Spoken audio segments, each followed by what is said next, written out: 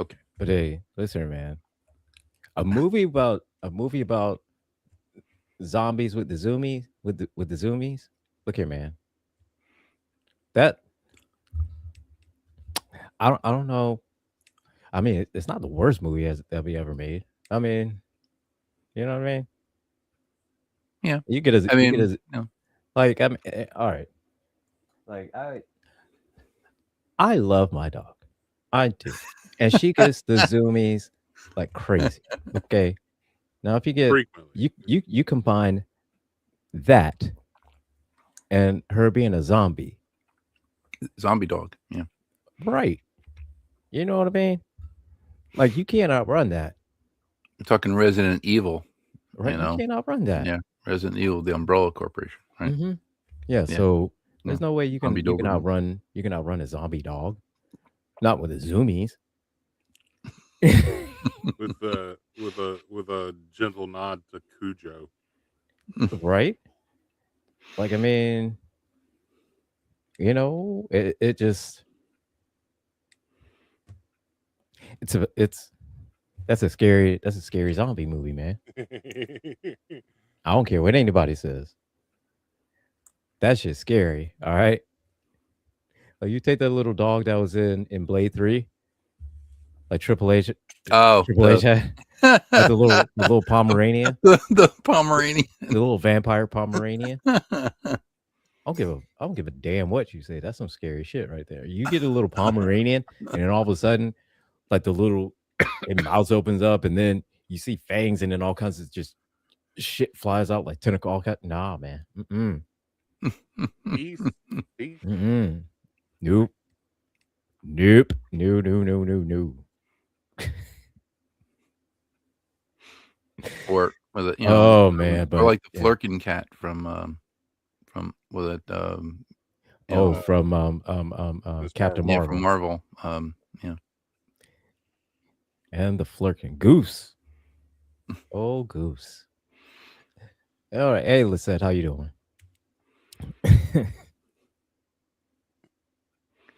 Oh man, so I What I had to do terrible it. movie have you watched today? Or Oh, of course, I had to watch the Popeye one. I had to watch Popeye a new because a new Popeye one. I had to I had to finish out the The trilogy. yeah. I can't even say Then that with a straight face. I'll get started I on can't do it. well, probably finish out Winnie the Pooh if I could tolerate it. That movie's so I bad. was gonna say, George, didn't you say you couldn't even do Winnie the Pooh? Yeah, it It's bad, man. yeah, It's it bad. Like it is. Oh, that makes me want to watch it It more. it's quite possibly, I would say, the second worst movie I've ever seen. when your mind writes the script in like the first 4 seconds of the movie and then it all happens the way your mind wrote it, Yeah, and it you're starts like, going "Okay, exactly I how. could turn this off and put something else on." Yeah, like I already know what's going to happen at the end. It's just everything else is just a formality of getting there. Oh man, so I had to finish out Popeye, you know, I'm so sorry, but go ahead. and not as sorry as I am. That's that.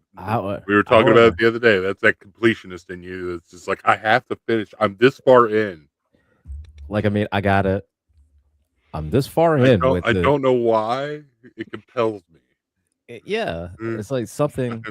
I've committed this much. I might as well finish. So might as well finish it. You know, like just on a whim, I saw Popeye's Revenge, which, whew, that was a shit show in itself. Then, then I happen to see, I hear that there's four more. Okay, cool. Not cool, but all right, cool. Like Jackie Earl Haley playing Freddy Krueger. Yeah. Right. You Right. know, not cool, but cool. Not cool. No, not even cool. Not no, because No, he was no, not no. Like that was probably Nightmare on that the remake. Jesus Christ. Oh my god. I remember watching that in the theater, and right in the middle of it, I'm texting people to see what they're doing. Right in the middle of the movie because I started learning Babel in the theater. Started learning a new language. Okay. like I mean it it was so bad. It really was. And I knew something had to be up because quite frankly, I was like, the only one in the theater. Um I get it. Not a lot of people like horror movies, but this is a town where generally, some iconic character or whatnot, horror, whatever case may be, people will watch it. They'll see it because, hey, I love this character, right? So when you walked out of the theater and you knew it was that bad, were you embarrassed to walk out of that movie? Did people see you walking out? Like, like Oh, look, sometimes do you? No. I mean, like, so do you look, get man, like? look, I man. got embarrassed when I walked out of Cloverfield, and I was, and people are like looking at me like, "You went to go see that? You paid So look at man, $11 for that?" And I'm like, George, I'm George, just there's nobody walking. there. Okay, There's yeah. I there's mean, nobody there. yeah, So how that's about good if it's there's if it nobody there, was. so I couldn't have been embarrassed. There's nobody there. Well, that's good at least. Like I think the only movie that did worse than the remake of Freddy Krueger was Melania. I did not watch Melania. Like I mean, I'm not that much of a masochist. All right. I mean, I don't think anybody is going to object to you not watching it or insistent on you So watching right, it. and Um, and besides, what would be my review? So we all know what happened. It was the 2 week. We all saw that shit. It was on CNN. It was on. oh God, We all I saw think that shit. I think they should show. I think they should show that to prisoners on death row. Hopefully they'll. You know, people are gonna die. So They should no, see that movie. so no, what Why they did you do this to me? no, what they should show them was Birdemic. That was they should show them on death row. You're like, Please, oh please my god, please. kill me now. They'll be begging for the chair. Let them watch Birdemic on repeat. They'll be begging for the chair. Throw the switch. No, just throw the switch. I can't see this. I can't watch this anymore. They should sit in the chair while they watch Like, like the last images would be Birdemic. Like the last thing they see and they hear. They should Birdemic. have like a knife switch on the chair. So I can't take it anymore. Said you have an option. oh dear God, You have option. You can sit in this chair, pull this lever, or you can watch this movie. or you can watch this movie, No. or you can watch this movie for the next 25 years. Take your pick. I know which one it'll be about tomorrow. Oh my God. Oh, Annabelle. Annabelle, she needs to know my opinion. All right.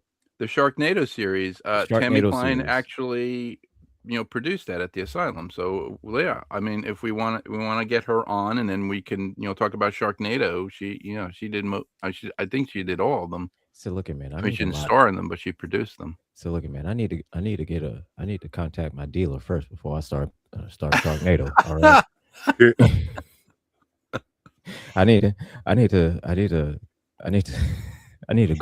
to do some gardening first before I start Sharknado. All Do right. some hydroponics. He has to start Okay. hydroponics and start growing stuff inside. Just Look at man. just burn the plant on the hydroponic So, garden thing, and then just I had to power through watching this Popeye, which, granted, probably out of the three of them, this is probably the best worst one, or the worst best one. the best one. The best one out of the worst. The worst one with the best content, I guess, with the best kills. No, No, this one it was like this. It did not take itself serious at all. It was a straight up comedy. This what this one was. It was a straight up comedy that just bodied people. That's what it was. Oh man, look here. Speaking of bodying people, Jesus Christ, there's the 1-star reviews of Melania. They're so fucking good. Well, they could, well, like they couldn't give it like Well, they negative couldn't 5. give 0 stars. They, Or they yeah, couldn't give yeah, negative like they couldn't give stars. it 0 stars. They had to give it 1 star. They got to, yeah, right. Hey, honey, Here, look at that! You this got is 1 the star. this is the one that I was just cracking up on. Gold-plated vanity, 0 substance. I made it through the entire documentary, which feels less like a triumph and more like surviving a gilded hostage situation. From the start, it is drenched in the kind of gold-heavy excess that seems designed to signal power, prestige, and importance, but instead reads as desperation in metallic form. Every ordnance surface, every lavish detail, every gleaming inch of decor seems to whisper the same thing. Please confuse wealth with substance. What makes it even more frustrating is that even though the documentary is so heavily edited, so carefully manicured, and so obviously constructed to present only the most flattering version of events, it still manages to reveal far more than it intends. The brief gestures towards real issues are hollow and fleeting, quickly eclipsed by an endless fixation on luxury, image, and ceremony. Humanitarian concern, public service, and any genuine sense of responsibility are treated like background props in a very expensive stage production. Dear Yeah, God. that's putting asses in seats. In the end, it is less a documentary than a shrine to opulence, where image is everything, substance is optional, and the American people barely seem to merit the supporting role. Yeah, that's putting asses in seats, all right. Oh my God. That's definitely putting asses in seats. That's a fucking sellout.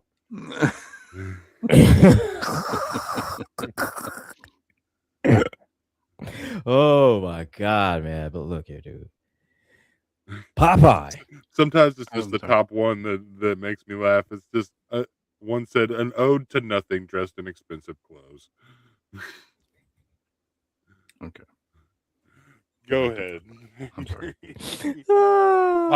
Popeye the Reckoning. So we're or talking about whatever. we're gonna talk about Popeye, which is a little bit better than that movie. Only slightly better than Melania. A little bit, slightly. I mean, most definitely. This one, yeah, it is. It's head and shoulders better than that. Even Popeye the Sailor Man. But anyway, this particular one, Shiver Me Timbers. Already, right out the gate. Right out the bat, the title of it, Shiver Me Timbers. Print it, send it out. It's fantastic. Print it, send it out. Green lighted this. Already out the gate. Great title. Print it and Great burn it. title. Yep. Love it already. Shiver Me Timbers. Shiver Me Timbers 2, Chainsaws Are for Children? Is that what it is? No, that's not it.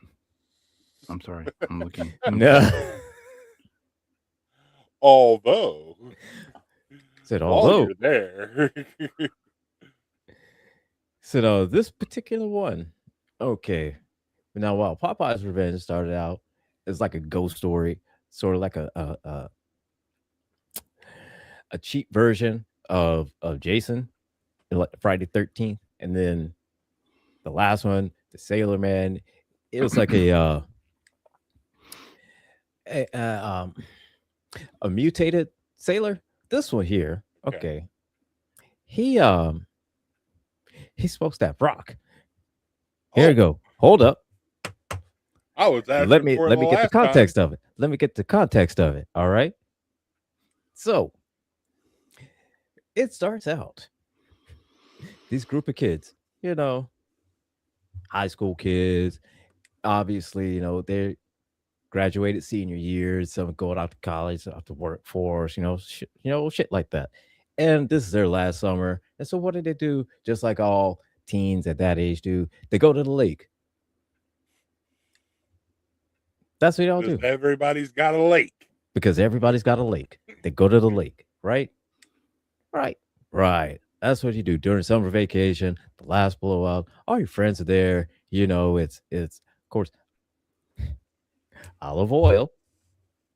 Who goes by Ollie. So that's neither here nor there. Her brother, we don't know his name. His friend, and we don't know generic white guy one, and then his girlfriend, generic white generic girlfriend number one. Of course, then there's the stoner friend and the two nerdy friends. Okay, Question. go ahead. These people that you don't know the names of, Right. are they featured heavily throughout the rest of the movie, or are they about to die? They're about to die. Okay, They're good. cannon fodder. Basically. Yeah, Good. the ones I don't know. Look here. I was hoping we didn't go through the whole movie without introduction. Oh no, listen. Like, that would be a bad decision. Like their names are like, Lars, Bars, Cars, Mars, Lily, Matt, Mike, Chase, Brett. I don't know, Sam. man. Red shirt 1, red shirt 2, Yeah. red shirt 3, basically. It's like this. All right. Okay. Yeah. Of course, Ollie, the title character, her brother, and then you have his girlfriend, which is one of the nerds, one of the two nerds, right? Then you have the generic white guy one, which is probably like the jock or the athlete, and then generic white girl number 2, which is probably the cheerleader, which is the jock's girlfriend, and then you have the stoner, because gotta have a everyone you got to have a stoner, okay? You got to have a stoner, and then you have the stoner's best friend, the other nerd, which this one is like you don't know if this one's like a they them or obviously they go by they them, but you don't know because I don't know. It's names. essentially the cast Gender of is Cabin in the ambiguous Woods at without that the point. cabin. Exactly, yeah. Okay. And so Plus it's going to die. They're going to die anyways. It's not going to matter here in a minute.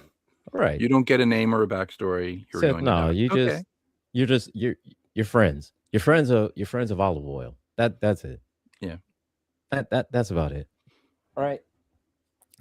So they all pile up into the van or SUV or I don't know. I can't remember. Anyways, they hop up in the car and they're on the way to the lake. Vehicle. In the vehicle on the way to the lake, right? So on the way, they almost hit someone. Old guy just heading out to the lake, doing some fishing, like just an old guy going out fishing just to catch a couple fish, see what's biting, whatnot, right? You know what, Lisette? How did you know? I tell you that, except for there was a redhead, everybody was blonde, and then olive oil had dark hair. But yeah, the redhead the redhead was our DEI hire. The redhead was the DEI hire, yes. We had the DEI redhead, yes. I hate myself for that joke. The DEI stands for dead extra. I don't know. That's about right. To save it, but... So they almost hit this old guy, right? And he turns around and he says, "Well, blow me down." And then he say, "Oh, obviously that's Popeye, but we don't know his name because he never says his actual name, they're just like, "Hey, old guy, we almost hit you. You all right?" And he walks up to the window, leans in like this creepy old dude. All right, I'm sorry. All right, I apologize for almost hitting you, but look here, man, you ain't gotta go right up in my window, all up in my face like this, right? Right, Invade my personal space. That didn't give right. you. It's like, I That didn't give you apologize. access. Said, look, I apologize for almost hitting you. I'm sorry. Now, with that being said, you ain't got to get up all in my face Out of with my your bad face. breath. Out of my face. That's neither here nor there. So they all apologize, and then Popeye's like, "Oh, I'm going fishing. Are you a sailor? I'm not a sailor. I'm not a sailor. Damn it!" So he's adamant that he's not a sailor. He's just a fisherman. Anyways, they move along. Meanwhile, Popeye head to the lake, going to catch fish. Why? Because fish is biting today. But they're all going to the lake because, coincidentally, at the same time, there's a meteor shower that's happening, and they're going to see the meteor shower, right? Because I can see where this is going. yeah, because Really, I can't. because Haley's comet, He's is already coming around, spoiled part of it, and now we got meteorites. right? Hey, So now I'm hey, locked hey, in. listen, man. It's all I'm painting this visual picture for you. Yeah, All right. I know. All right. So I'm in it for the Haley's the comet. long haul. Say Haley's comet is coming, right? Even though, scientifically it's not due for like, a couple more decades, but still, Haley's comet is on his way. It's passing through. They're going to the lake to see the meteor shower, enjoy the lake, last hurrah, we're graduated off to college, whole nine, right? Cool, cool, cool. Everything's great. Gonna have a great time. Got some beers, whatnot, because that's what you do, right? So again, on the way to the lake, then they come across the two bullies, because of course there's always a couple bullies, right? Right. So they roll up on the two bullies that are just kicking the shit out of this other old dude. So then, and I don't know why, Olive Oil hops up and decides to go in, and she's gonna like Roman Reigns spear everybody and just go off Harley. and right. So she runs in like she's gonna do that. Her and the bullies and everybody else has an exchange, and then the bullies see, oh, we're outnumbered. We're gonna get our asses kicked. So they haul ass, right? They haul ass. Hey, what's up, Harley? So as the bullies are hauling ass, Olive and the gang help the other old dude up, and he's saying, of course, don't turn back. Turn back. The meteor shower is evil. Meteor is evil. It's evil. Oh, I'm talking about Popeye. Harley, Um, we are on Popeye, Shiver, Shiver Me Me Timbers. The third in the The third in the Bad Popeye horror movie series. So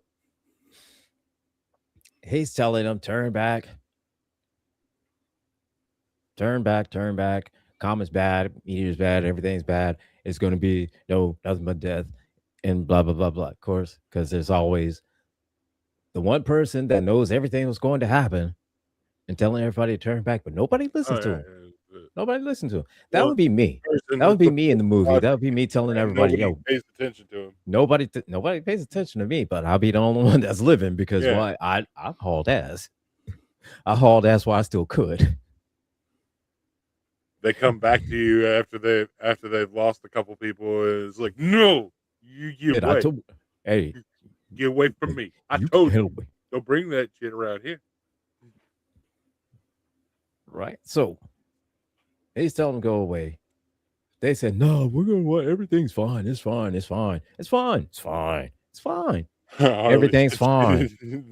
she didn't even know there was a second one. This is yeah. Hey, listen, this is the third one. Okay, I was from what somebody said in the comments there was 5 of them. So I'm on the search for the other 2, and I don't know why. I don't know why I want to torture myself like this, but I do. Anyways,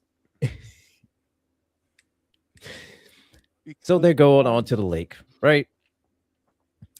And they get there, they're setting up camp, and everything's great. They're having fun, and the whole, they got the fire going, and they start, do a little the cook and the drinking. Of course, they all drank, and they all brought booze and whatnot because Kids. kids, right? Kids these days. Because kids, right? Graduated high school. That's what you do. You get a fake ID. You go to the liquor store, or somebody that's a cousin or like an older brother, and they'll sell you booze. And they sell you the booze, and you go to the lake and you drink it at the lake. That's what you do because Kids these days and their rock that's music what you do. and YouTube. That's what Sorry. you do Hi YouTube.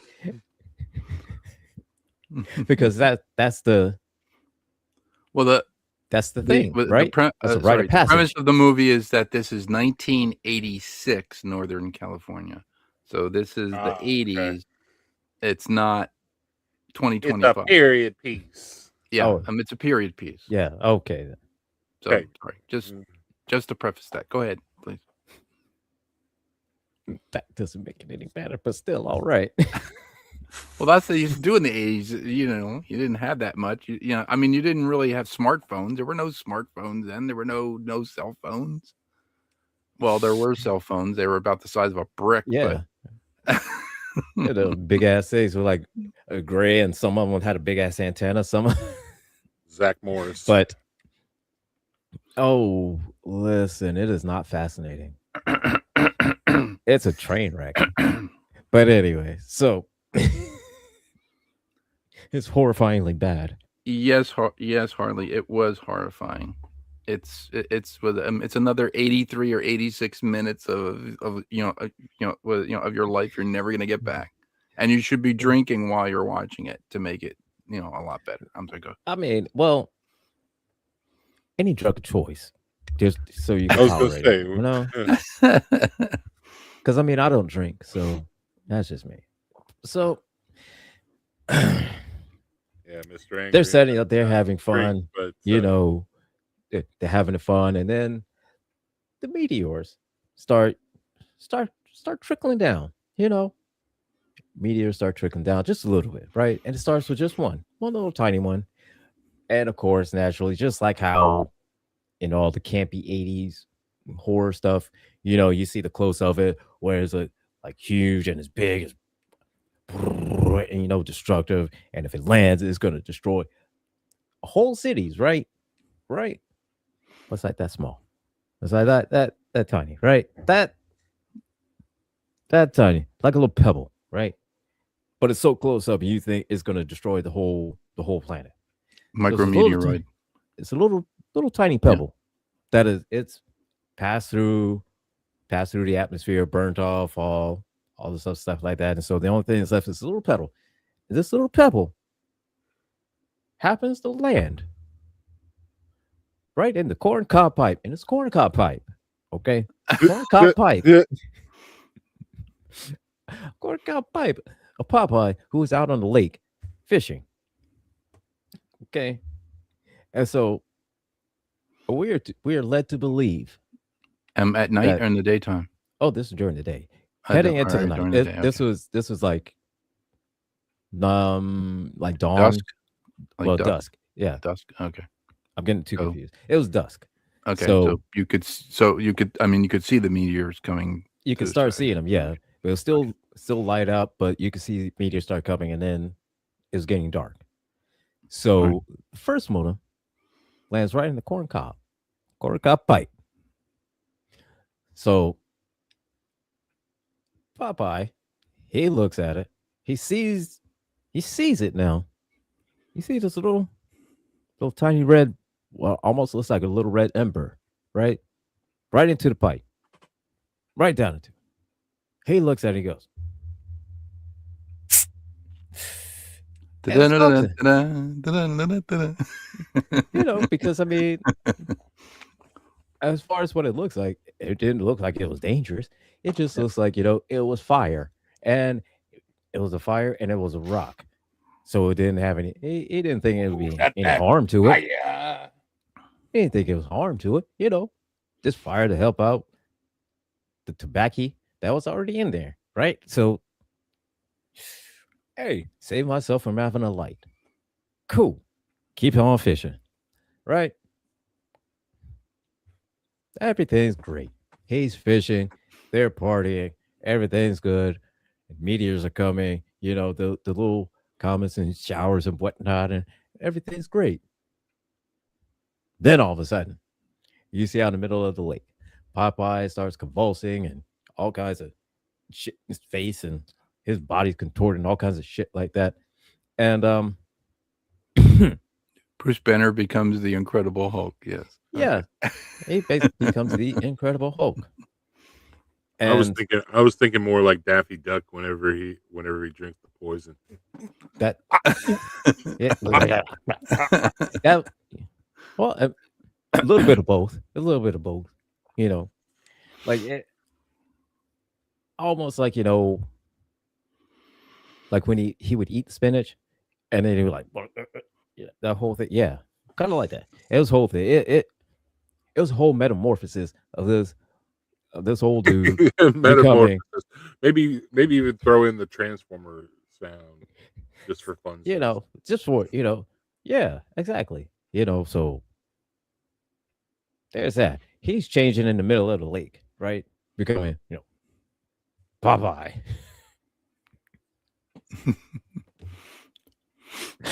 the Popeye that the pop your head off Popeye. The decapitate you with an anchor Popeye. That Popeye, right? The unarmed homicidal maniac. Exactly. It turns into that Popeye. Right. So throughout the course of, they're partying and Oliver and the gang, they're out on the lake and there's, partying it and everything like that. And so the stoner has to go take a shit. And conveniently, well, there's an outhouse there, set up for people to take a shit.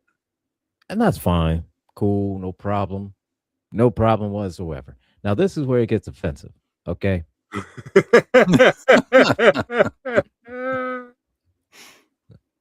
This is where. And I am sorry. I'm going to speak on the entirety of the marijuana community on this. He goes into the outhouse, starts taking a shit and smoking at the same time. That is offensive. I do not know any stoner that shits at the same time that they smoke. That's a precarious situation, because at any point in time, you could drop your pipe, your lighter, or your weed into the toilet. Or you could ignite the methane gas. I used to know a girl that would smoke cigarettes in her bathroom. Kept an ashtray right across from the toilet. She was like, "Hey, sometimes I'm in there for a minute." I'm like, "That you crave a cigarette? That you need a cigarette? You're in there that long? Come on out." I mean, you could take a cigarette break. I mean, step on out, smoke one, go back in, and handle business. If you got the craving, can you feel your feet? I mean, but she wouldn't smoke. No, she wouldn't smoke weed in her. Yeah, exactly. In her bathroom, she had a She had a ritual for the weed, Yeah. so that would never Yeah, happen. because I mean, she has standards. It's standards. Listen, man. Hey, look. Every pothead that I know and everyone that I've ever smoked with. All right. Two things in common. One, just like how Gambit said, they all have a ritual. We all have our own rituals that we do, Some sort. some sort of ritual, whether it be completely simple or just roll and smoke.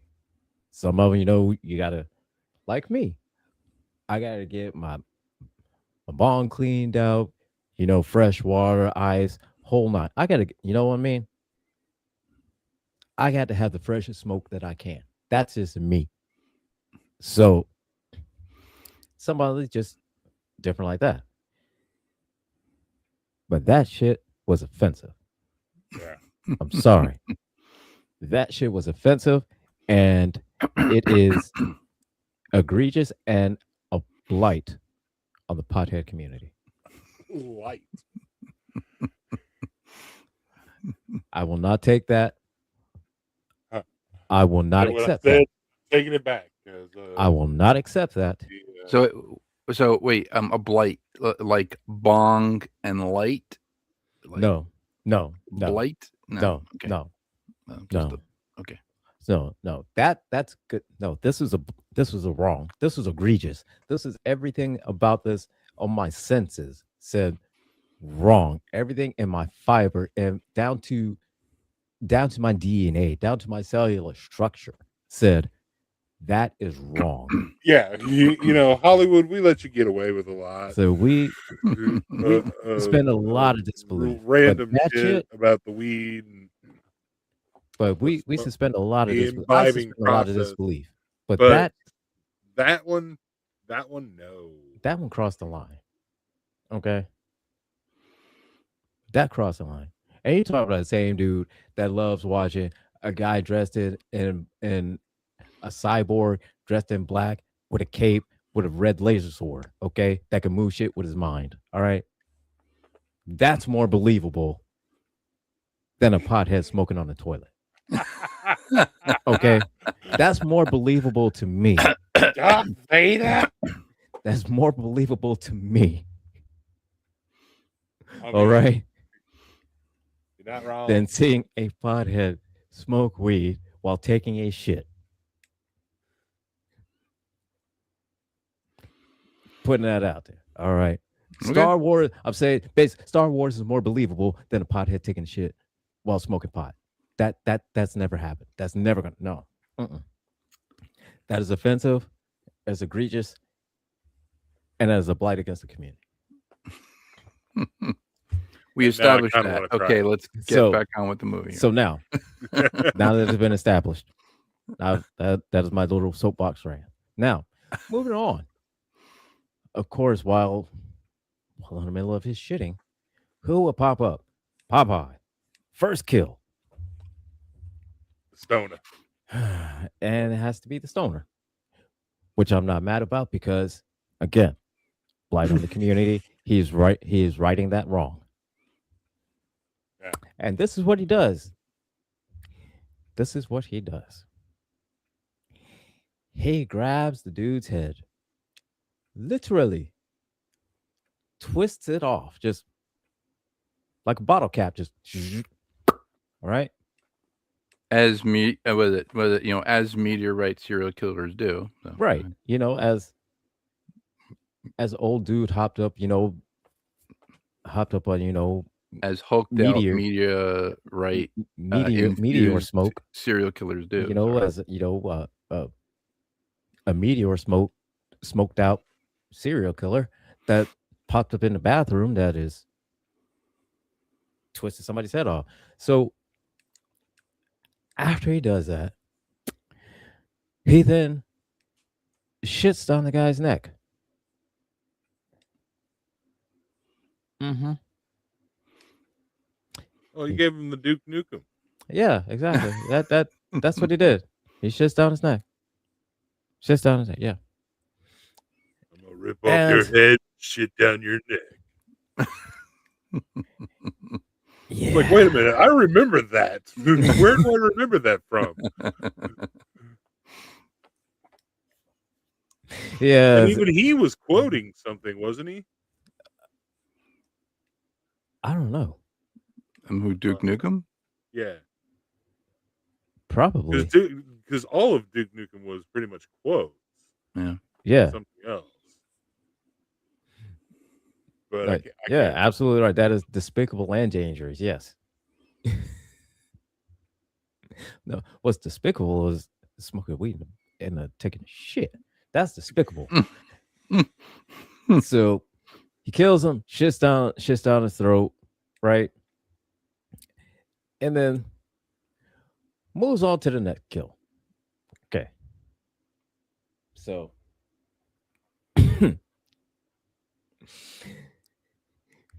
needless to say, the other nerd, the one nerd, he gets popped. Generic white guy gets popped. Generic white girl, she gets popped. Everybody and what makes it so funny that they're all running and they're all saying the same thing. It's the old dude, the sailor dude. Okay. The Sailor Man. Okay. And it's all the same thing, and nobody is running to the car to get away. None of them. Okay. By the time they decide to all gather around and leave and get to the car and leave, right? So only ones that's left are just Ollie, her brother, and her brother's girlfriend. Okay. So that's who was left, right? We thinned ranks real quick. So he's thinned them out quick, right? All of them just basically they've split up like the Scooby Doo gang earlier, went out in the woods just wandering around and shit. And so he Popeye, he's got dude in the outhouse. He popped the It was one literally bullet. like a Scooby Doo thing where they all split up and then Looking the for the monster. main Yeah. characters hit back at the foyer and like, okay, let's get out of here. Exactly. So we'll Everybody's like, back up. had enough of doing this. Let's move. So who's left? It's just us. Oh, well, we gotta go. Dennis finally decided you gotta go. All right. And at that point, Cool. Makes the Popeye, decision making a little bit easier now that he everybody's is right here.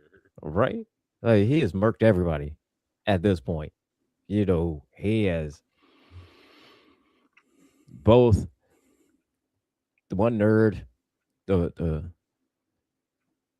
one nerd, and then the redhead. He got her. The one bully, one of the bullies. He got one of the bullies. Generic white guy, generic white girl, and the only ones that was left were just the. So what so what was the model car that they drove up to the lake in? Was it like a Ford? Because usually Fords are notorious for not starting when you're trying to get away from serial killers who have been hopped up on.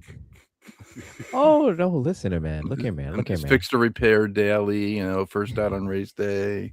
It's fucked over rotten Dodge. It's a. It's usually a Ford truck. Oh, look here, man. They didn't even have chance. They didn't have a chance to get to the. All right.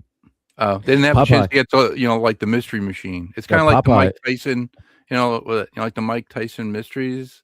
When they had like the Mystery Machine, and it's like, why you call it the Mystery Machine? Well, it's a mystery if it's actually going to start. Sorry. Go ahead. So no, this was they didn't have chance. They didn't have time. Didn't even get to the car. Okay. All right, because Popeye was on him. He was on it. He was already on that shit. Oh, they made the decision, but they didn't get far. So yeah, but they made the decision to get to the car. But by the time by the time they started going to the car, Popeye was already on him, right? He had already murked all them, and they decided hauling ass to the car, right? Going to the car. He grabs Popeye. Popeye grabs all of them. Okay.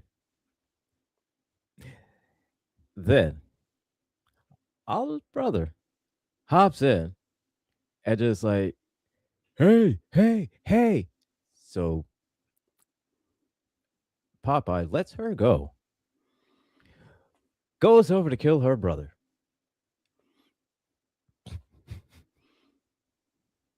And I don't know why, but he did. He went over and he did. Grabbed him by his head, squeeze him, and then again, twist off like a bottle cap, right? And the one thing, and this one makes it where they really don't give a fuck. They didn't. All right. Every time Popeye would kill somebody, they would still be sort of alive, even after he ripped the head off. That the guy in the outhouse, he ripped his head off, and he was still like, "Ah!" Right? Because that's what happens after you rip somebody's head Yeah, off. well, because the Yeah. brain takes 12 minutes to die and the head is still kind of like alive. Yeah. So they're blinking and reacting to what's going They're on. emphasizing that. Right. And so again, with other people, he would pop their head like a pimple, do all kinds of stuff, He's twisting it off and and shitting down their throats. Did yeah. he shit down the other guy's throat? No, Second just the one in the outhouse. Just the stoner. Just the stoner. Yeah. Yeah. My next question was be like, this guy has a bowel movement every time he kills. This is gonna be a long ass movie. I know, right? His It'd be IBS. messy as hell. Yeah. It'd be messy. I just ate me a bunch of cheese and spinach. Gotta work it out. Gotta eat your And greens. so- Sorry. He would smash up somebody and they would still have their eyes blinking and they move the mouth, whatever. You're right. Right. So every time it happened, and again, not once, when he killed somebody, did he go, "Huck, huck, huck, huck"? Not once did he give the laugh. Not once. Wouldn't have made it better, but it would have made it funnier. That's beside the point. Anyways, so It would have kept Their the whole- continuity throughout, like Yeah. like throughout 3 movies. So. yeah, exactly, exactly. And These And are Harley, decisions. yeah, it's like why they make the car the last option. I don't understand that either, Harley. I don't. See, that's why. See that's why really. That's why nobody in this movie could be black because our first instinct. Okay, we got to go. The second Yeah. that would have been a real short movie. Okay, the second that the old guy Yep, with his I'm head out. said, "The meteor's evil. Y'all gotta go." All right, so let's where we all right. We got a space we could turn around here. All right, hold on. Let me we're going. Back it up. Let me keg it. Say, back it up. So, and yeah, that'll be a short movie. And I've not even got to the best part or worst part. I don't know. Anyways. So Popeye grabs Olive's brother and of course murks him.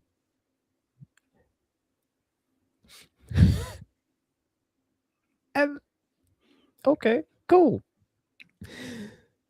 So Ollie and her friend hauling ass, don't know where they're going because apparently brother had the keys and Popeye's there and they ain't getting the keys. So they got the haul ass somewhere and they don't know where they're going. So they're hauling ass.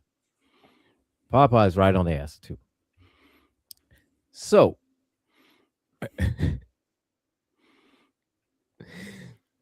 the one friend, which was the redhead, all right, with the redhead, that was the only one still left, right?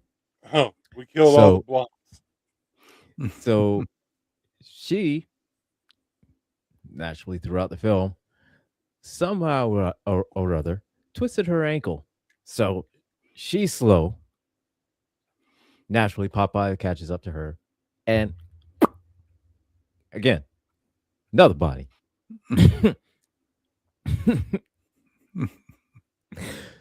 So while Olive is running, as she's hauling ass, right? She's hauling ass through the woods because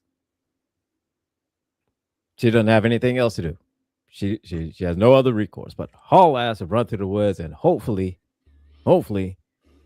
find some kind of something. And she does. She rolls up on this old dude in a wheelchair with a shotgun. And he's like, "Who the hell are you?"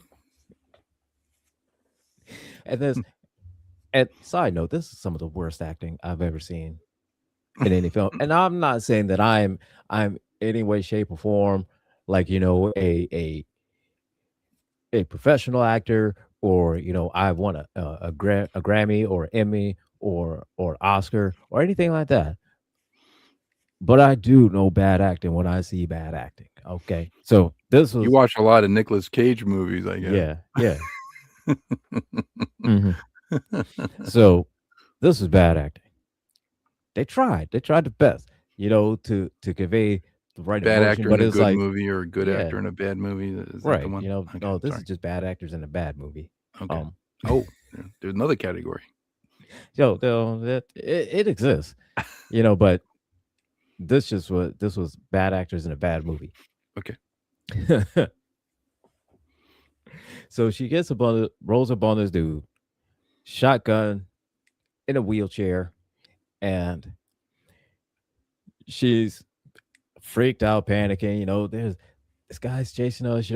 He's a sailor guy, and I don't know what's going on. Blah blah. And he's just big and he's scared. And he's killed everybody. He's killed all my friends. And somehow, okay, through one of his kills, Popeye um took somebody's bone, a leg or arm or something like that, and fashioned that into another pipe. So you see, instead of the So he's corn smoking a cob bone, femur. Okay. it's a big bone pipe. Okay, it's a big bone pipe with of course the meteor rock still being him still smoking the meteor rock. He's still smoking that rock.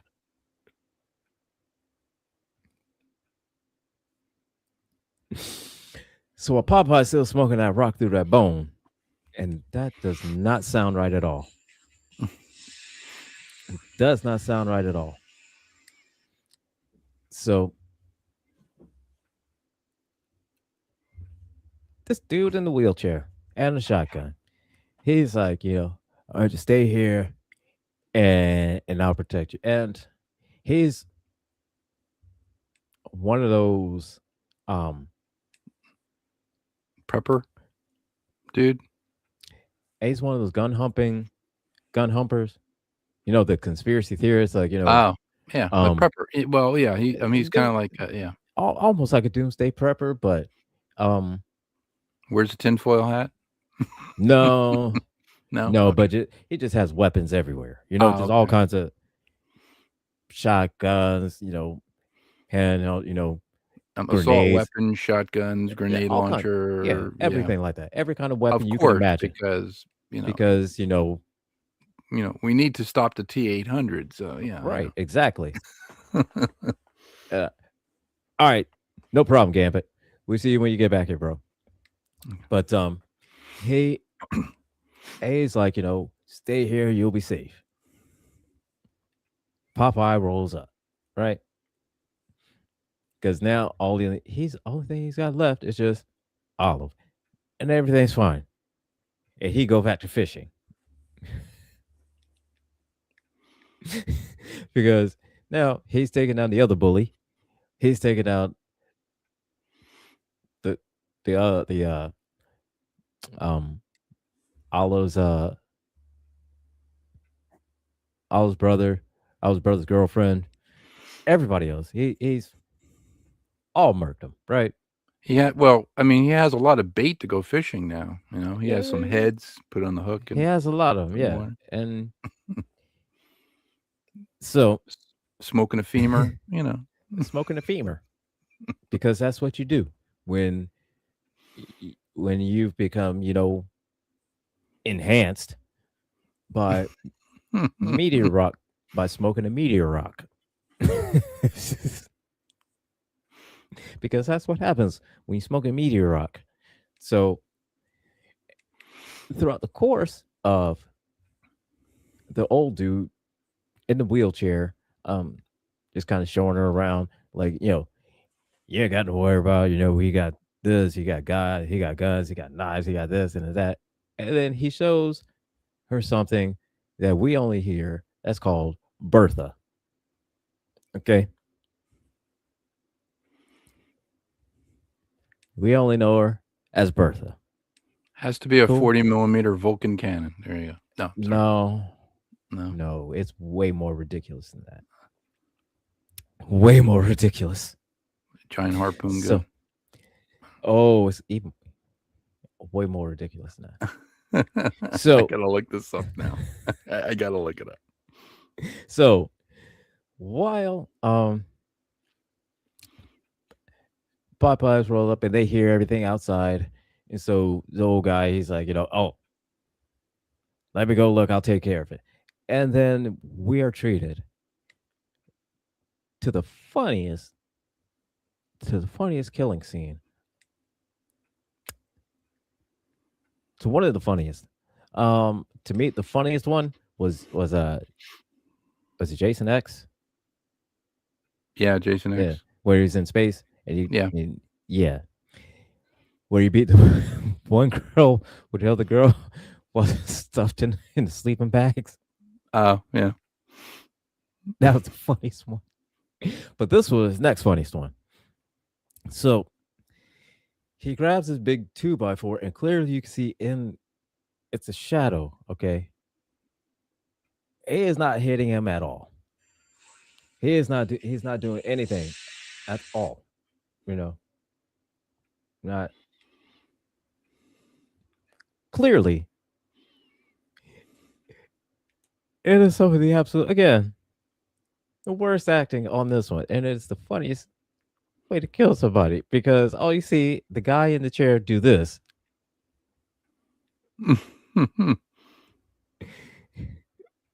You just see a shadow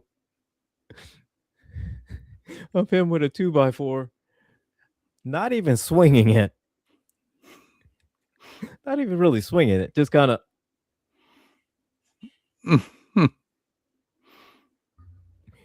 And again, going about like that hard and that fast, it's like not even really hitting him, not even hard at all. But somehow, brother, it's just, he gets murked too, right? And then,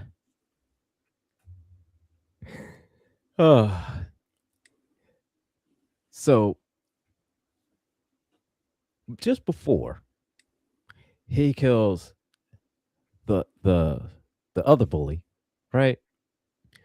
Bully hops up, sneaks something from behind, grabs the rock that he's smoking from out of the bone pipe, somehow grabs at it and starts stabbing him with it. With some reason, somehow that seems to work.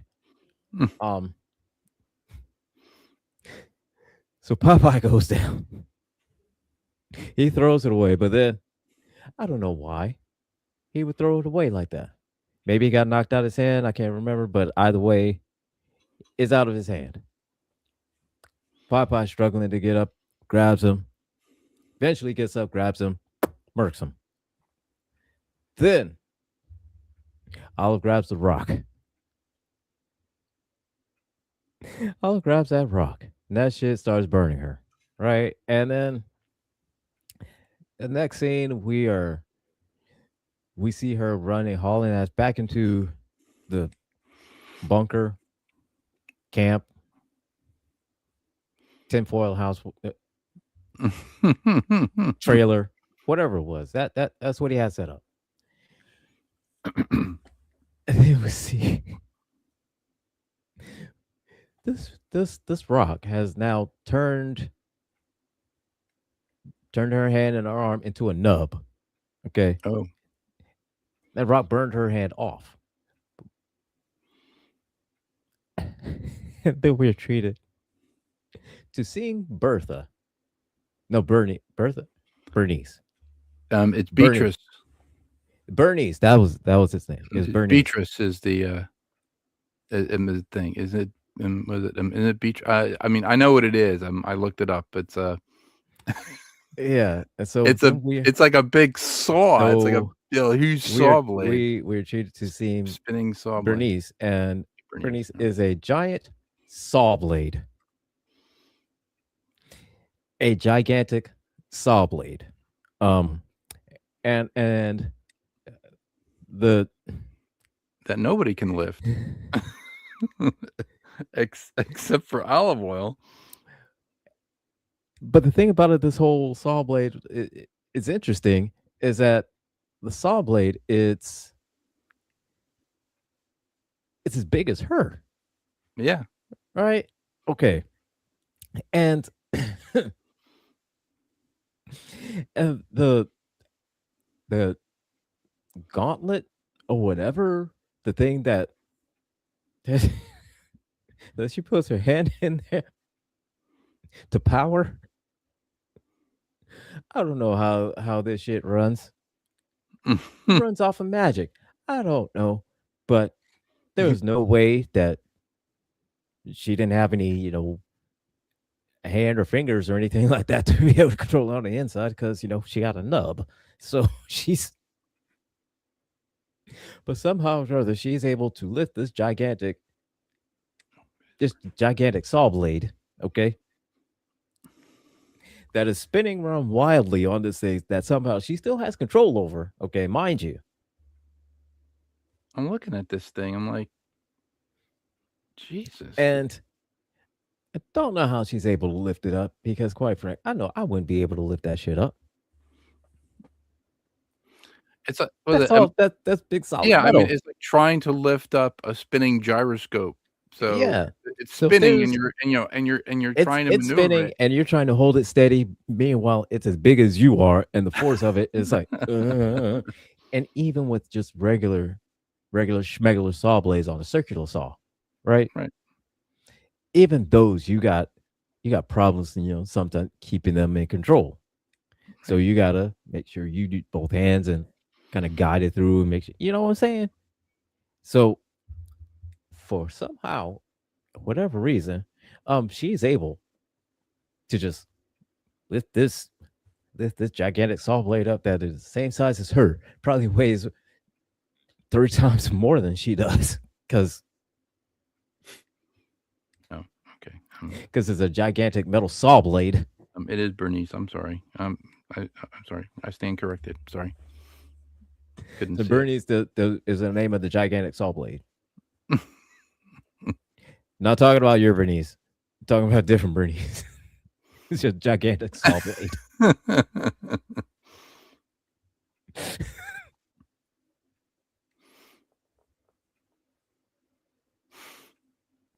It's like a like a Duke Nukem weapon, but Duke is not holding it. No, listen, this is Duke Nukem's girlfriend is holding it. Oh no, listen, this once I get to the end, you'll see. All right. Okay. So the fight ensues, and Popeye and versus Olive Oil with a gigantic saw blade, and she's doing good. She's sawing him, and he's getting sawed up like this, and all over here for, but he's still going, still coming at her. Meanwhile, she's still steadily sawing him all over everywhere. Sawing him here, sawing him there, but he on that rock. He on that rock. You on that moon rock? He on that moon. He on that moon rock. He on that Halley's Comet rock.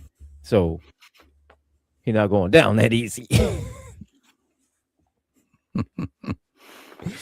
So throughout the fight, Popeye is able to kind of evade the saw blade for a second and kind of get up in close and kind of get a couple hits in here and there, and so she's able to push him away, and then is able to disembowel him with the saw blade.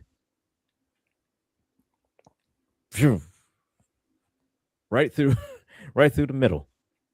Not completely cut him in half, But but just disembowels him, right? Just And enough to slow him down. yeah, But Now, this we're doesn't thinking- probably work because now he's like Wolverine and he can probably heal. because he's on that rock. Yeah, right. He on that rock. That's Yeah, why And that crack. Smoking that crack. he's smoking that rock. Smoking that femur. That's what it was. And I think overall the message on this movie is I don't do drugs. So there's that.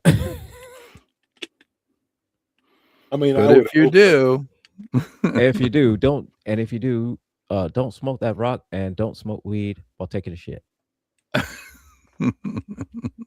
and don't try to smoke it out of somebody's femur. And don't try to smoke it out of a femur. Yeah. So There's that. Okay. So Popeye is there, laying all disemboweled. Olive Oil, she's there, and now because she's all tired and everything like that, because gigantic saw blade on her hand, and she's trying to, and she's lifting and swinging and shit. It's like, ow.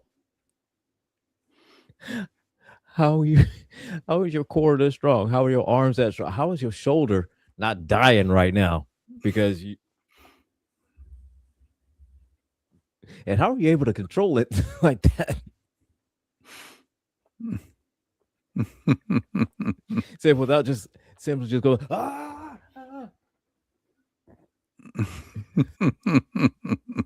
That should not be possible.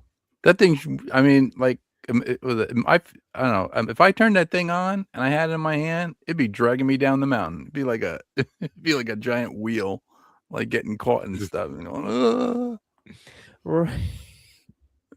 what the hell? Said, oh, of course. I mean, he related RFK by chance? I don't know. I don't know. Maybe. I don't yeah, know. that does sound like something RFK would do.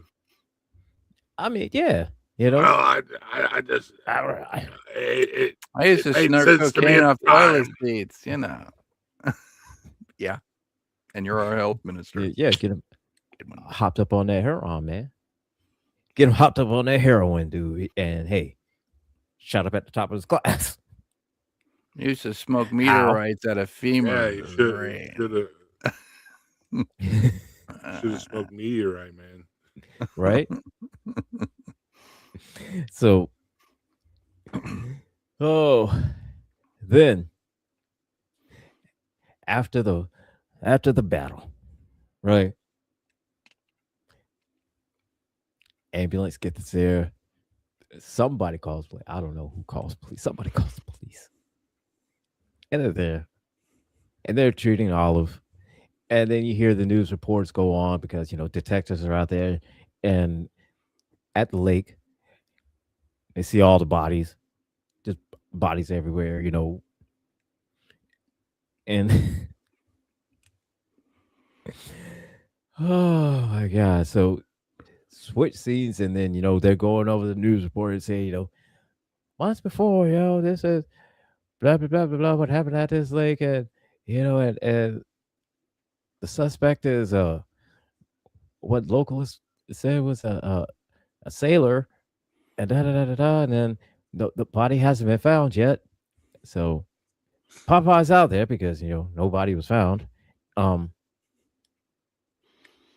he just got up, I guess, and walked that shit off. I don't know. I don't know what else to tell you. I put his bowels back in, zipped up his pants, and went and walked it off. Let me collect myself. Blow me down. Can't wait for Popeye in space. That's gonna be good. It's gonna be It'll be like Popeye in Jason space X. pretty soon. It'll be like Jason X. Basically, yeah. Yeah. So, and then we see olive oil in some kind of workshop doing some, of course, where sparks are flying, all kinds of shit like that. Just bad, those solder 9, all kinds of shit, right? So then she has this kind of big mechanical hand, all kinds of shit, wires and everything like that. And she looks at the camera and goes, groovy. Army of Darkness. Mm-hmm. Yep. Yeah. You're in charge of 2 things, pal. I forget the thing. You're in charge of 2 things, pal. This is my boomstick. Oh, my boomstick. Plated Remington. But yeah, shop smart. That Shop we are that. that's how this monstrosity ends. Popeye on the loose. Olive oil for the next one. Olive oil making a hand. Probably. So she could control Bernice better. The giant saw blade. You're in charge of 2 things, pal. Jack and shit, and Jack left town. That's the line. Yeah, I guess my guys can do it. And I guess I'm a Chinese jet pilot. Well, yeah, this was the funniest out of 3.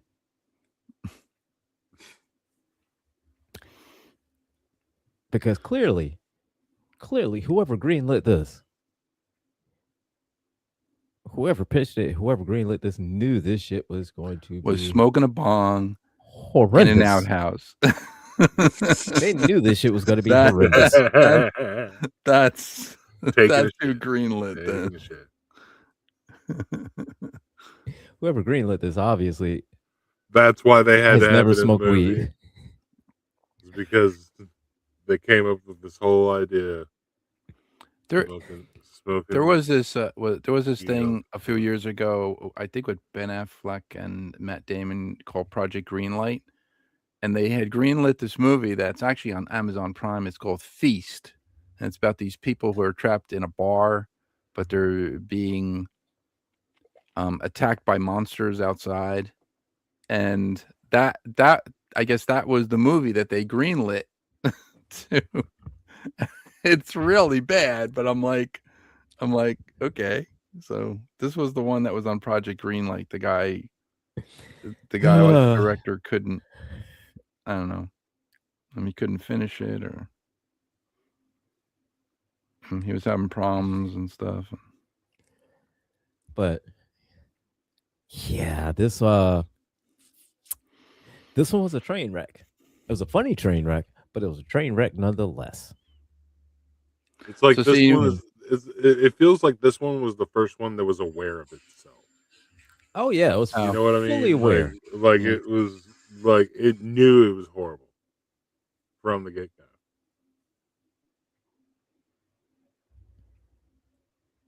Like the premise is a far stretch. The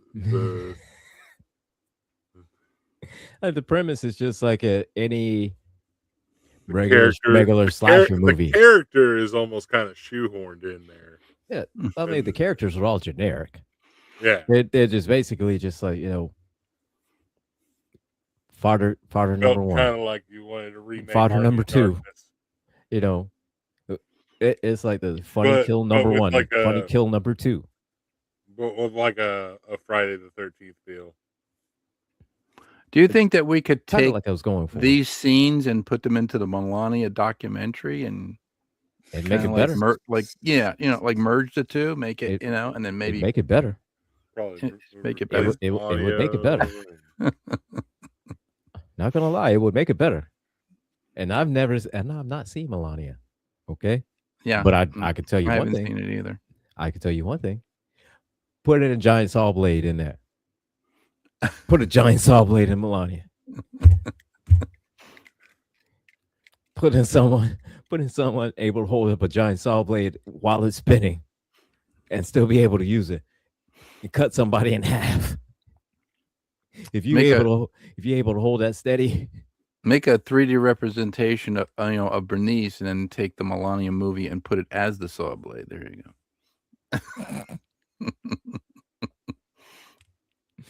That might only make it a little bit better. What was the budget? The budget. Oh my god, what's the budget on this one? You know what? I don't know. It had to have some kind of budget because George, the makeup. a numbers guy. I don't know. The CGI was horrible. I could tell you that.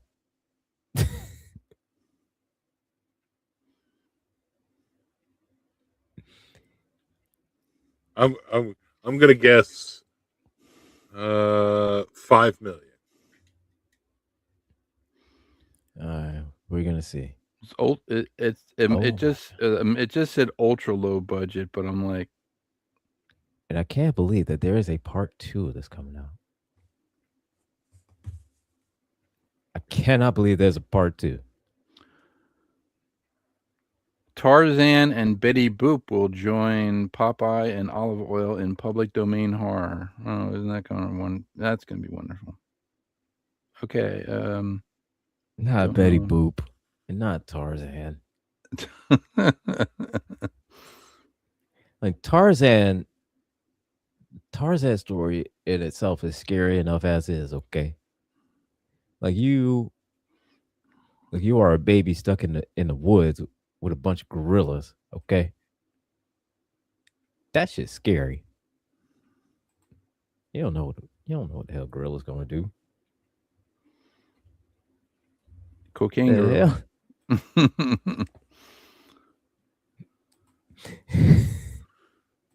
All right.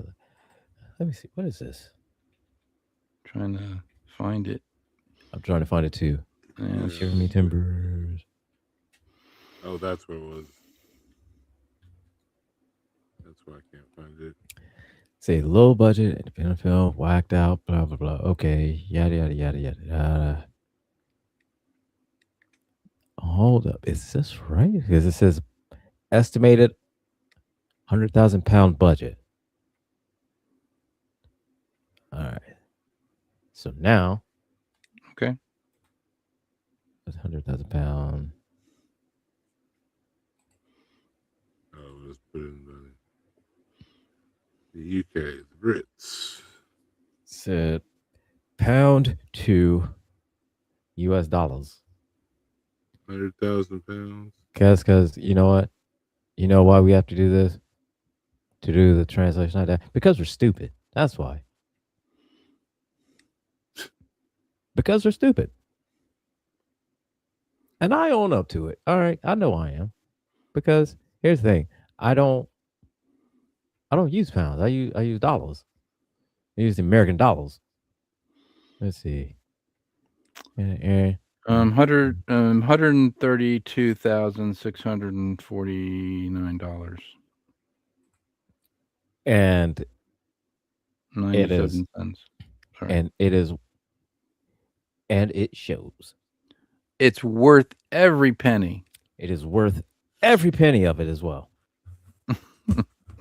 Only 192,000.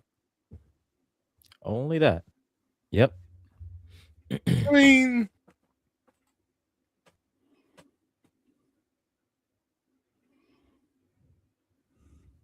Yeah, but I had to spare every expense. You know, they went all out. You know where they saved that? Catering. Mm. As long as they had a good food truck. I mean, clearly the actors there, I it may have been their first time, a first movie, You really everything couldn't about call it, them. everything Well, about it was first because You really couldn't clearly call them this, actors. They're more like participants. but like it's pretty much. It seemed like it's one of those movies where it's like somebody would call them up and say, "Hey, so would you be willing to act in this movie?" No, I'm not an actor. Eh, you don't have to act. You have to act, You isn't it? don't have to act. Just be in there.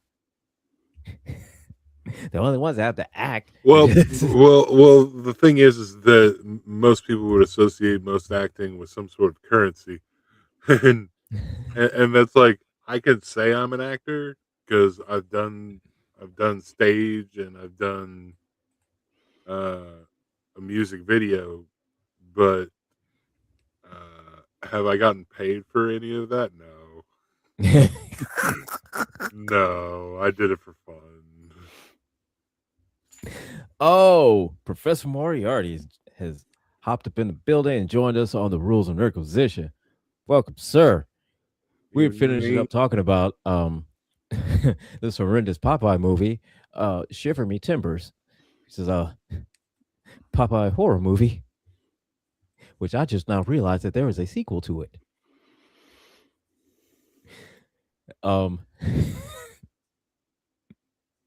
This is quite frankly one of the funniest bad movies that I've seen.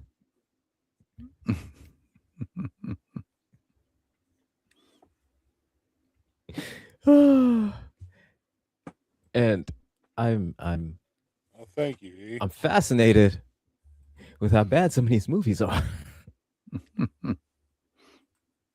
What's have even to more watch Scalp, fascinating is the though. people that greenlit them. I think when I had talked to John McCallum about the movie Scalps, which is on Amazon Prime right now, I think he said he was paid like $500 for the movie, like for doing the special effects. But that was his first movie. His first Hey, movie he ever did. dude, that's All more right. than I've ever gotten. It's more than what I've gotten. That is true. I forget what Steve Neal got. Steve Neal did the Crater Lake Monster, and I remember he did the head of the Crater Lake Monster because there's a picture of it in his studio, in his kitchen in Van Nuys, California. So he actually did the head, and the head floated, and he was actually inside the head, and he was kicking his feet to make the, to make the head move. The Crater Lake Monster. It was supposed to be kind of like the Loch Ness Monster or something like that, but it arrived in a lake, in a meteorite. But Dave Allen did the the stop motion animation of the monster on land, which I thought was really cool. So okay, that's cool. Dave Allen did a lot of stop motion stuff back in the day. He did I think he did the dinosaurs for Land of the Lost, the TV series back in the 70s. So but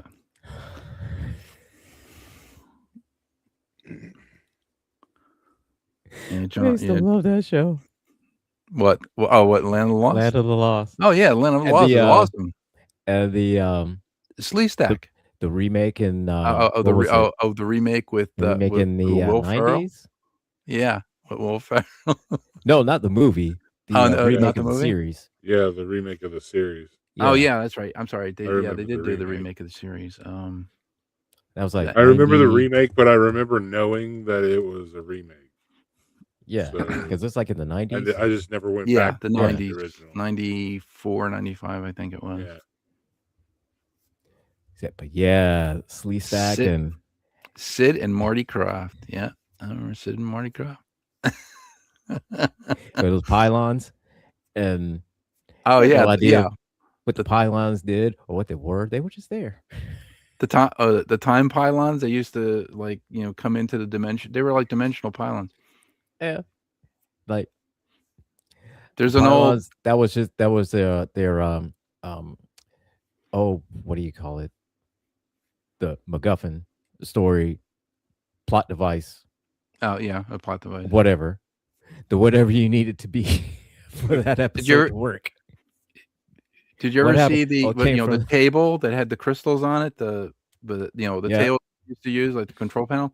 Yeah, that column is a concrete tube.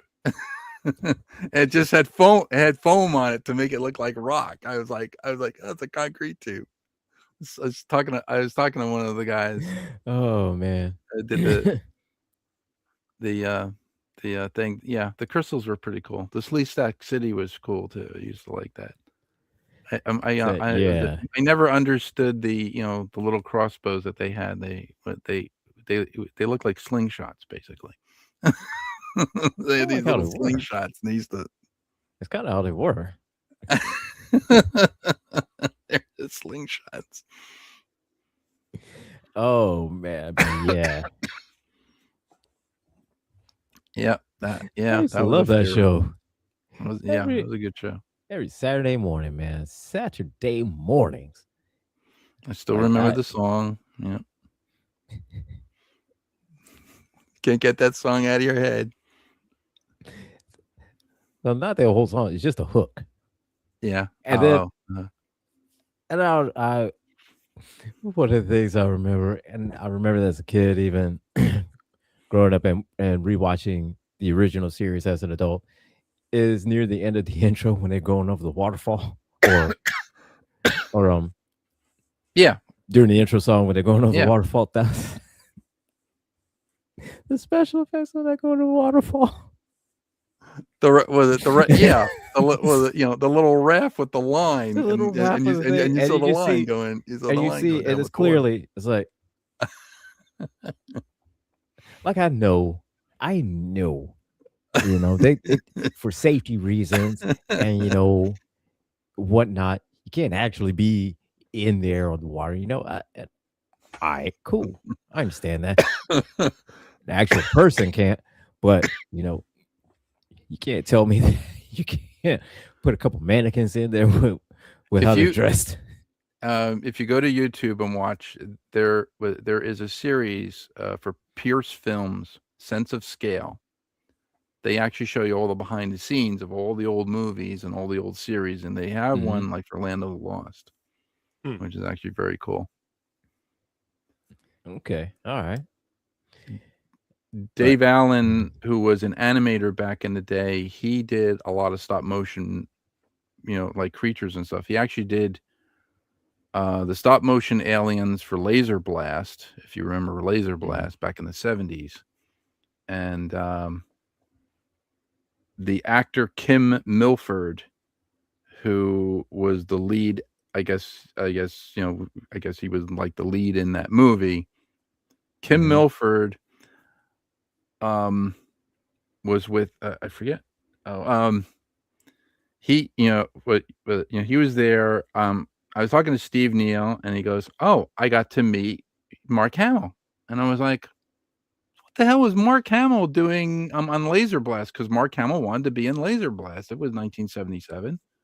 I said, and all of a sudden I was like, "Oh, I remember."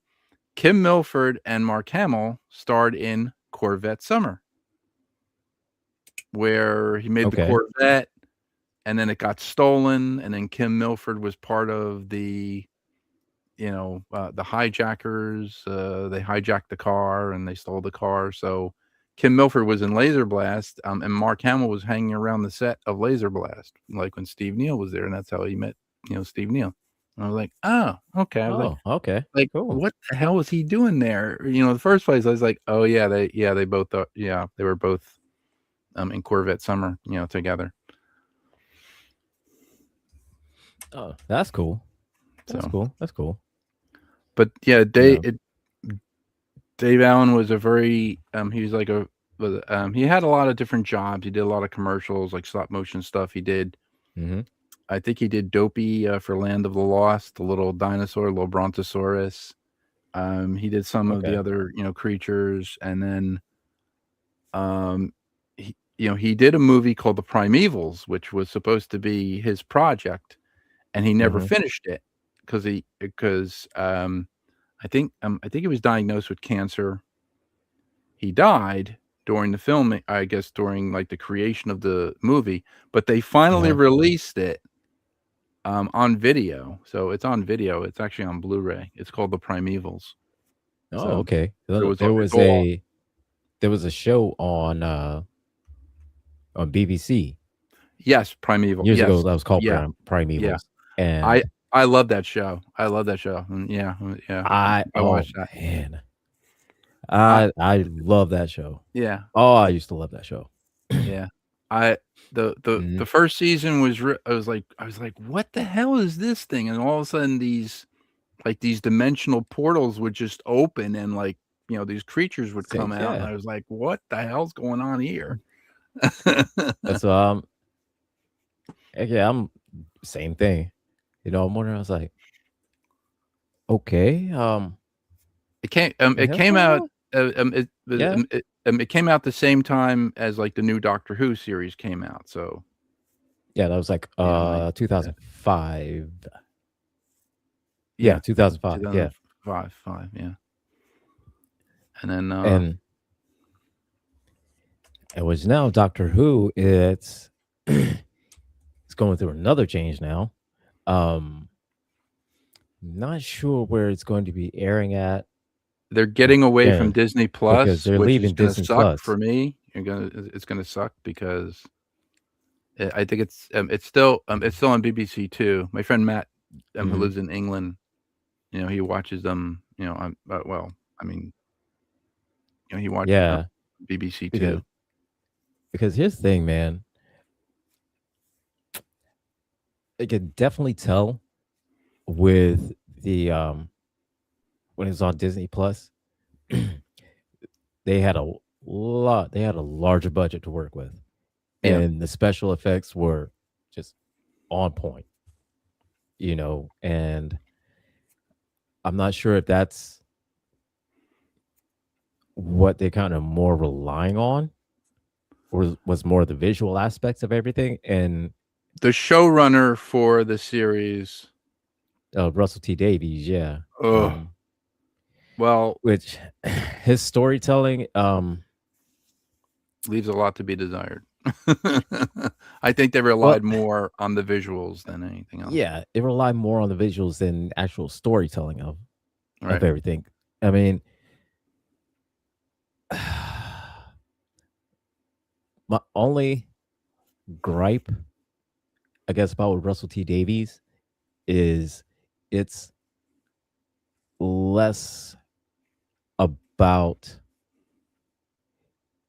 the actual aspect of the time travel, the actual new civilization, stuff like that, and it's more focused on the relationships, Right. like the relationship of the doctor and whatever companion, the Mhm. relationship of whoever, whatever planet he lands on, relationships between that. And okay, that's all fine and good for an episode here and there, Yeah. because naturally as fans, there's some characters that just we like their chemistry on screen, and kind of want to see them together. Right. That's just natural. And the problem is with me is that it focuses so much on the relationships and so much on almost seeming like Russell T Davies has a clear message of what he's wanting to say. Mhm. The Jodie But Foster sorry, sorry, Jodie what was it? Jodie, not Jodie Foster. Jodie, Whitaker, yeah, that's it. I'm sorry. yeah, Jodie Whittaker ones were pure crap. She was just Yeah, put into a bad situation. I did like her as the Doctor, but like the situations they put her in, or the stories that I guess the yeah, she was a good stories that they doctor, put her and in, she was a good doctor with in a bad in bad stories. yeah, bad story. And I was like, and she was just wasted. Yeah, And and my my and friend Matt said, "Well, you could just not watch the entire Jodie Whittaker seasons and still get the gist of what happened." I was yeah, like, and each one of the showrunners has each one of their flaws.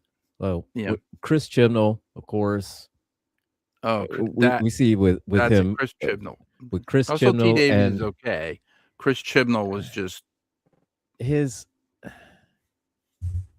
Let me see how Chris Chibnall's storytelling is with Jodie Whittaker. yeah, The entirety of that. Um, Problem I had with his was the stories that didn't hit quite resonate with me. Didn't hit quite right. It wasn't really like it there wasn't a whole lot of, Daleks, Cybermen, yeah. It wasn't like the like the enemies because classic. you want Yeah, because you want to put that you want to associate generation, this a particular regeneration doctor of the with, Doctor with yeah, the with this Daleks, this with the particular doctor Cybermen, with with this particular enemy. yeah, You know, not even like Silurians, or any kind of enemy. It was just right, random bad guy here, random person here, random thing there. And with Russell T Davies, it was more focused on the emotions of the feelings and everything like that, and less about actual the science and storytelling. right. The Doctor Problem was is gay. with I the mean, I problem don't have is a problem with I don't have a problem with it the being gay or the anything like that, character, but but I'm like, that's not Doctor Who. yeah, it's not Doctor Who, and I understand you're gay, and I understand you want to put out a pro gay message, and that's great. That's not the platform to do it on, though. You could do that with a companion, and you didn't have to really do it with the Yeah, Doctor. You could have just right. done it with a companion. Yeah, and that would have been perfectly cool, no problem. And the only issue I have with Stephen Moffat is there's no consistency with his storytelling. Oh, yeah. Like, if say for instance, like the Weeping Angels. Okay. Okay, first time we see them, he's established that because they're quantum locked, that if any that they can only move when they're not being seen. Right. Problem with that is a lot of times that somebody could see them and they not be aware that they're being seen, so that kind of opens up a plot hole. Kind of like a herky jerky type movement. It's like Yeah, it's like you watch them and they're just like this, and then like the darkness like the darkness comes in, the light comes out again, and they're like this. So right. it's kind of like that. Yeah. Yeah, it's kind of like that. And then, which is fine. If they can only move, you can't see them, and if you blink, then right. Yeah, because And I there was get the that. episode "Don't Blink" with David Tennant as the Yeah, doctor, and he and tells them, and he's doing the don't video blink, like and "Don't that's blink." that's the first time we see the weeping angels, and Right. it's like, okay, he's established that if you blink, that's the only way that they can move. They can only move if they can't be seen. All right, cool, not a problem. Now, later on, when he is kind of diving more into the weeping angels, then all of a sudden now they can move, but they're aware, or they can do this, but they could do this, but Oh, and it's like now you establish that they can only move when they're not being seen. Now you're saying that they can move, they can move, but So you They you've just changed the whole dynamic yeah, and of now what they are. you changed everything around just Yeah, so it could fit this one story. yeah, yeah, which is stupid. But So you've already established that when we first see them that they can't move, they can't do anything, and they cannot harm you until you blink. right, But now you're saying is that if you're blind but your eyes are open, they think that you can see them, right. and they don't move because they think that you can see them. Is that the episode where they were trying to attack the TARDIS and the TARDIS dematerialize and they start like if they looked at each other, they That just was basically blink. froze in place. Yeah, that was blink. That was yeah, don't That was blink. Blink. All Blink or right. yeah, that's the episode blink. Yeah, that was Don't Blink. Okay. Hmm. Okay. And again with that, if with them being trapped like that, okay, that makes sense Mhm. because they the only ones they could their eyes are always open, so they always are looking at each other. Yeah. So so unless something happened and the lights went completely dark and they were able to move again, but the way that the episode ended is that there's always going to be light, some kind of light that's in there, and they're always going to be able to see each other. But now Yeah. you're saying in this episode that that whole thing is complete BS. Because if they really want to move, they can move. Yeah. And now seeing is that the only ones that are there is just them. They can move all day and they can move anywhere they want. Yeah. The Peter Capaldi episodes I really liked. I liked Peter Capaldi as a doctor. I thought those were good. The one like with Clara. Mm-hmm. So And but oh, we had you twice. Look at that. Speaking of Doctor Who, we got Gambit and Gambit and his twin. Gambit and his twin. I don't know what is up with that. Can you do that again? That was awesome, man. It's like persistent vision. That's do great. it again. Do it That's again. a great trick. That's a great trick, man. How you do that? Slit scan. There you go. So no. Oh, but yeah, I mean, and Peter Capaldi, I like Peter Capaldi. And again, with me, it's the Peter Capaldi ones. It's a little bit better stories, way better than Jodie Whittaker. The Roblox Blitzer. I love that story. The one with it's an automated. It looks like some sort of a robot with spider legs, but it was. The doctor is he's like a custodian of a school, and Clara is a teacher, and then her boyfriend is like the math teacher or something like that. Danny and Pink. he's the caretaker of the school, but he knows that across the street in this like this abandoned building is the Roblox Blitzer, which is it's like this it's this automated sentry system. It's got legs and arms, and it can destroy, it can fire like these lasers and stuff, out of its eyes. It's really cool. That's the one I remember. So I would say, man, a Doctor Who, those seasons of it, CGI was good, but you could definitely tell with the Disney Plus, that budget, like they definitely were mostly relying on visual aspect. Right. Because that's how they made their money with Marvel. It's how they made the money with Star Wars. It's how they made the money with all of it. Is the visual aspect now. In which Doctor Who has always been more about storytelling. Right. So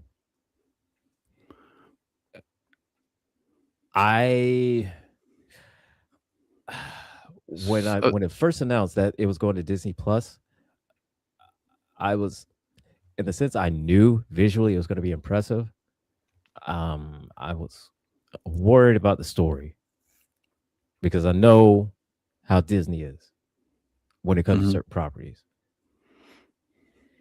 And I hate to be proven that I was right on that one, but it is, and it happened, and so now we're here, and Now we're here and we have to and get a now we're mind here, wipe. and we had, and the whole concepts now of Doctor Who has kind of flew off the rails for me. Okay, So who was your first doctor, that you ever Tom watched? Baker, Oh, Tom mine too. Baker. 1975. 1975 and 1979. Was it Yep. 79? No, it was 75 to 70, 75 to 80 77. No, 81. to 81. 81? Yeah. 81. Yeah, 81. Yeah, and that was first Doctor. Yeah. Tom was Baker. Tom Baker. Because I mean, by the time they would air here, it was like weeks, months later, right? When they would originally air. Yeah. Or at least it would be like, replays and whatnot. And so by the time that I was watching Doctor Who, it was, I think at the time, WOR was the for us was Channel 9 in New Jersey. okay, here it was a PBS. And also PBS, yeah. Yeah. Because I could only Channel watch it on 13. PBS. Channel 13 And- on Sunday night. I remember that. Oh my god. Because they used to have like the begathons. They had the people begging for Uh-huh. money and and if you want to keep Doctor Who going and all this other stuff, Yeah, donate the donate and whatnot. to the thing. Yeah. And so yeah, and that was my Saturday First night. Doctor. Yeah. Saturday nights at 10. Saturday night at 10. Watching Doctor Who. Doing like this every time while I'm watching. I used to watch it on it was on a Saturday morning, and they never really had a way to just go from the thing to commercial. They never faded out. It was just one It's just one scene and it was a and switch to another commercial. scene and then So commercial. yeah, so it was like, Seta, this creature has the ability to destroy the world. And the next scene was, don't touch that thermostat. I was like, well, what the hell? What happened? Hold up. Honey, it's cold in here. I'm like, okay, I guess they must have went to commercial. I guess so. I don't know. Oh my God. But yeah, man. And so I loved it. First time I ever saw it, loved it. All right. Tom Baker. And I think at the time when I started watching it, it was actually at Peter Davidson was the doctor at the time. Oh yeah, Peter Davidson. And but when I was watching it, when it aired here, it was Tom Baker. And then Tom Baker, he came in 70. I'm gonna say 77 to America. I know the series started in 75, but by the time I think 77. By the time Star Wars was here in 77, he was like those episodes started airing here, and then I never knew that it was like that there were other iterations of the Doctor until I started reading about it, and then I was like, oh, so there are other Doctors. There was there was John Pertwee, there was Patrick Troughton, there was William Hartnell, who was the first Doctor, and those series were in black and white, So, yeah, and except like part of John Pertwee's, his was in color. Yes, yeah, John Pertwee. That Doctor was my friend Matt's Doctor. I said, so what was your first Doctor? He goes, oh, well, that was John Pertwee. I said, oh, with like the cravat, and he said, yeah, with the frills, with the cravat and the frills and Bessie. Yeah, and Bessie. And Bessie. That and the and like the Who-mobile, the hovercraft that could fly and Oh hit my the god, yeah, I yeah. forgot about that. So But everybody that has watched Who and the John Pertwee one season, we all know Bessie. Everybody knows yeah, Bessie. We all love Bessie. yeah, the yellow the The yellow car, the car. buggy, whatever it was, I don't know. That car is actually featured in UFO. Oh, okay. It, Okay. That's it's one cool. of the set pieces from UFO because um I think it's Straker Studios, which Commander Straker shadow is actually underneath the studio, but there's a whole film set. So that is, I believe, Shepperton Studios where they did film, Doctor Who and all those other things. Oh, okay. Okay. So And that's where Betsy comes in. yeah, I love those old classic ones. And then with the TV movie with With Paul McGann. Paul McGann. And I this is the one the It's issue I have with that. yeah. It was a hard sell for me. I like Paul McGann as the Doctor. Yeah, I I did like not this like Doctor. the Master. The Master was played by Eric Roberts. Yeah, Eric Roberts. Eric Roberts. Couldn't. And look, I think the problem with that is it was in America. Yeah, That's the problem with it. It was in America. they tried to And Americanize they it. tried to sell it to American audiences, but the whole premise of and everything takes place of it in England or somewhere in the UK, but mostly in England, mostly in London. And that's what we as the audience are used to. We're not used to the Doctor popping out of the TARDIS and then and hearing somebody go, "Hey, who's that fellow that just hopped out of that dang darn booth right there?"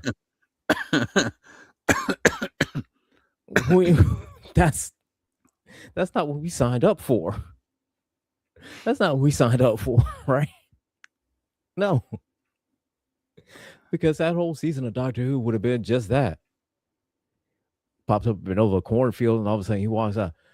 Hey, who's that dang darn fella right there that just hopped out of that blue box? What's he doing here? Well, I don't know. Who's that hopped out there with him? Who's that girl with him? Nah, man, that would not have been right. Never would have been right.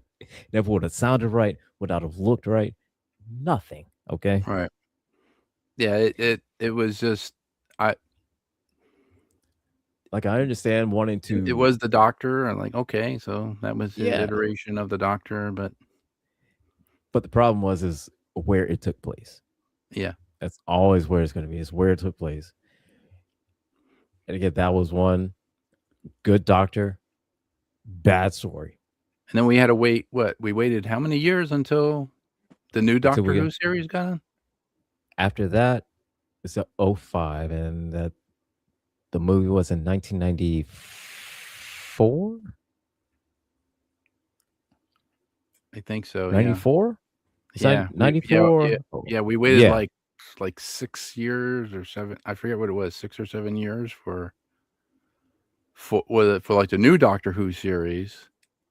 Yeah, and that came out in 2005. That was with Billy Piper. Billy Piper and Chris Eccleston. Yeah, Christopher Eccleston. And the episode I really liked was Dalek, the one. Where you first get where the TARDIS materialized in this where the underground Dalek bunker. so the Dalek was all chained up. Yeah, and then Rose touched it and it came back to life. Yeah, I call it the Metaltron. That's a good name, isn't it? Yeah. Yeah. Now I know Yeah. your name. Good Gal. name. But I'll say I like that the reboot of the series. But I especially like that it didn't try to start, at at the beginning of it, Right. saying that, Christopher Eccleston was the first Doctor. So, no, just kind of continuing on. Yeah, just a continuation of it. Yeah. Yeah. Yeah. And I'll say I appreciate it, loved it, and it's a shame that we only got one season of him as the Doctor. Yeah. So, I didn't like but the leather jacket. Everybody likes the long coat. But then when they went like to David Tennant, he had the Mhm. long coat. we had the Everybody, long code, and then we'll switch it up and say, I liked either one. And it seems like the Christopher Eccleston, that is what fit him perfectly. Oh, Same thing as with Tom Baker and the scarf, hmm with Peter with Davidson and the Peter Davidson and the little celery thing oh on his yeah, jacket. yeah, the celery and stalk with the long thing. yeah, same thing with Colin Baker. best Colin word. Baker had that really weird coat. yeah, It was like all different patterns in the like coat. different patterns, colors, and But it, he had he didn't have the sonic screwdriver, he had the sonic lance. He had that purple yeah, and he was one that a friend of mine kind of said it best, and I'm trying to remember the way that she phrased it, was that Colin Baker was the Doctor that kind of the fans needed in order for us to accept that that the Doctor could be, be in darker stories.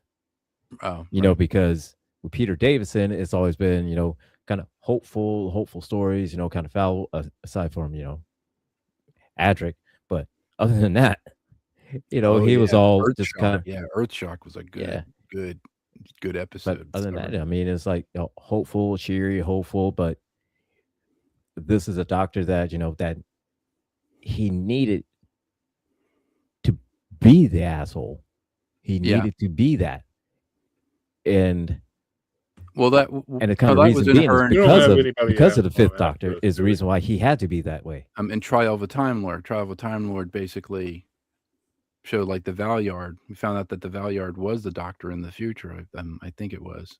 Yeah, the guy was putting him on trial, so he was putting himself on trial. Speaking of time, Right. Time Lords, we don't have anybody on after us, do we?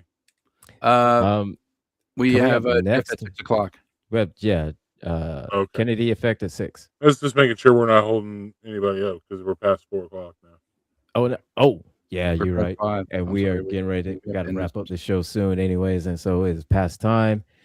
And this has been Rules of Nerdquisition. I've been your host. We have talked bad movies. We talked Doctor Who.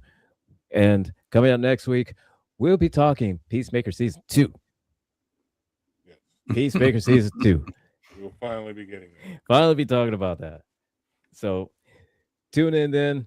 We talk about that next week. Coming up at 6. We got Kennedy Effect after that. We got the Villain's View with myself, General Gambit, Thomas, and Taz J. And rounding out the end of the night, we will have conversations with T. Nathan on these GCPR airwaves. And on that, I've got to go. My dog she's been up my ass. And she's hungry. And so I got to go feed her.